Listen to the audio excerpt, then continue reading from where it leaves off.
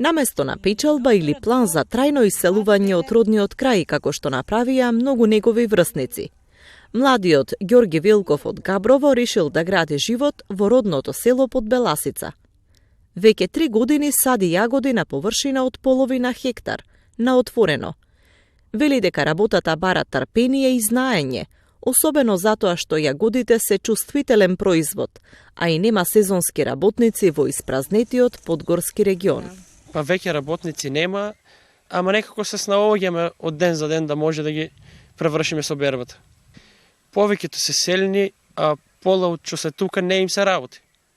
Кога ќе им кажеш јагоди да берат, сите се плашат. Моментално, што се старите колеги околу Колешино и таму има малку јагодка, они се постари јагодари и од нив некои совети прима, па тук сме дојдели до заеднички резултат. И има ефект. За производството на отворено најтешко е влијанието на климата, вели Ѓорги. Кога се непогодни временските услови, производителите имаат многу повеќе грижа, но и трошоци за одржување на родот здрав и квалитетен. Сепак, искуството ги учи фармерите да се прилагодуваат и брзо да действуваат. Минатата година сме поминали многу добро. Е имало снег кога беа цветени, ама овој стрес го издржи и после времето си продолжи се топло. И немавме никаков проблем.